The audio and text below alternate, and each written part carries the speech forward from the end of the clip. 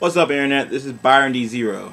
Yeah, I know it's been a while since I did a video of any sort, but I want to talk about a few things. Tokusatsu related, of course, since that's kind of my shtick.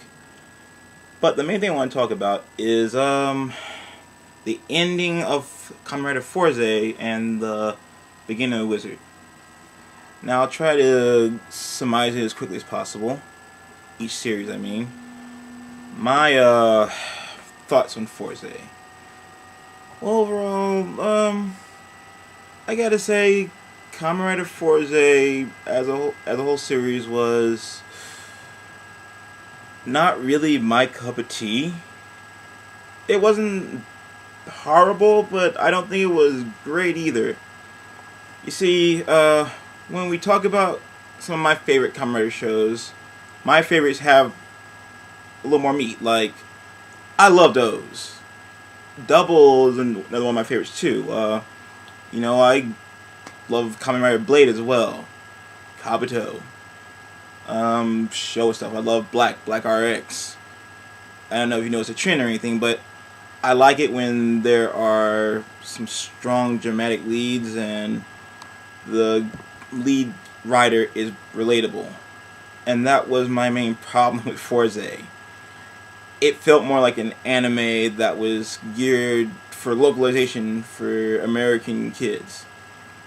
Yes, I like all the messages of friendship and everything encompassing that, but at the same time, I feel like it could have been delivered better. Like, Cosmic States is like, the only way it works is when all of his friends are together. It's like, that feels kind of corny, man, and I guess, this is the kind of stuff you expect from the writer Gurren Lagann. And again, that was that whole anime shticky feel to it. It's like, it felt like it should have been an anime instead of a Tokusatsu series. But again, that's just my opinion. As for the ending, wow. Great action, what else can you expect from Koichi Sakamoto? That's what he does. He makes some badass fucking fights. But, other than the action, I felt it was a little rushed. The whole thing with Kingo dying, yeah, that. It's been done before with Double, and Double did it a lot better. But, like I said, it is what it is. It was a mediocre ending for what I thought to be a mediocre series. I liked the art direction, I liked the monster designs. I just wasn't a fan of the story, for lack thereof. And there were a couple of plot holes I wanted to bring up. Mainly, what the hell happened to the rest of the Zodiacs that were sucked into the Dark Nebula? Are they dead? Did the cosmos just go nom nom nom nom on their souls and whatnot? Or are they stuck until the next movie war event? That was just piss poor writing on their part. But I don't know how Toei works. Sometimes they get it right, sometimes they get it wrong. I mean, hell, look at the ending of Kamen Rider Fourze and Kamen Rider Kiba. But yeah, those are my thoughts on Fourze. Now let's talk about Wizard. Fuck yes. I haven't felt this good about the first couple episodes of a Kamen Rider series in a very long time. I've gotten more out of Haruto than I ever got out of Gintaro. You get what he's about. You understand why he's a rider. They explain right away. You get his backstory within the first 2 episodes. That's how it should be. You should get the details out of the way, and just so we can get into the meat of the story. And there's still more mystery around him, like how he became the way he was, exactly. Like, yes, you see how he got his powers, and you see that he is somehow connected to these monsters, but I feel like there were more questions. And as the series progresses, I also feel like they'll be answered in an efficient fashion if they keep up this pace. If they do not pull a Hibiki. by changing the writing team and changing the entire pace of the show. Please, please, God, don't do that.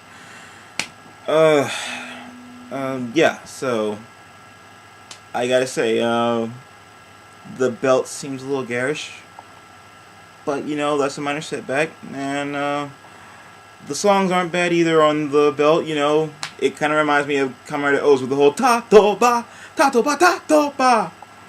Although, the whole Puri's thing is going to take a little getting used to as well. But these are minor setbacks for what looks to be a very awesome series. What can I say about the cast so far? I gotta say, these characters that they're introducing, they seem a lot more interesting than the Kamen Rider Club. They're less stereotypes or tropes for TV shows, and they seem to have a little more meat, like Koyomi, the mystery girl who's lost her memory. I'm sure we'll find out more about her as the story progresses. The Cop Rinko, who knows, there may be more to her than we expected. And yeah, Shinpei. Hopefully he'll be more useful than just being comic relief, because, you know, there's one thing I hate in Kamen Rider shows are just those characters that are just there talking to you, Keitaro, from Kamen Rider Fourze. You suck. You always will suck. Die in a fire. Other than that, I guess I could talk about a few more Kamen Rider things. Oh yes, the new Climax Heroes game, Super Climax Heroes. I'm really excited about that for one major reason. The actor who played my favorite Kamen Rider from my favorite Kamen Rider series, Kamen Rider Blade, Tatsuya Tsubaki, is reprising his role in vocal form for Super Climax Heroes. When I saw that, I was something like, ah! Oh my god! Oh my god! OMG! OMG! I came this close to having a heart attack. But luckily, your boy's still here. Well, beyond that, oh yeah, the voice actor for Agito. I haven't finished Agito yet, so I didn't get as excited. Thought it was cool, you know. He seems to like the franchise. You know, he was in the All Riders summer movie for a decade, so that's dedication. We'll see if there are any other voice actors return, but I can guarantee one thing: you won't see Joe Odagiri's bitch ass reprising Kuga, not in a million years. All right. Well, I'm done for now. This is Byron D0 with his Toko Vlog saying Ja Matana.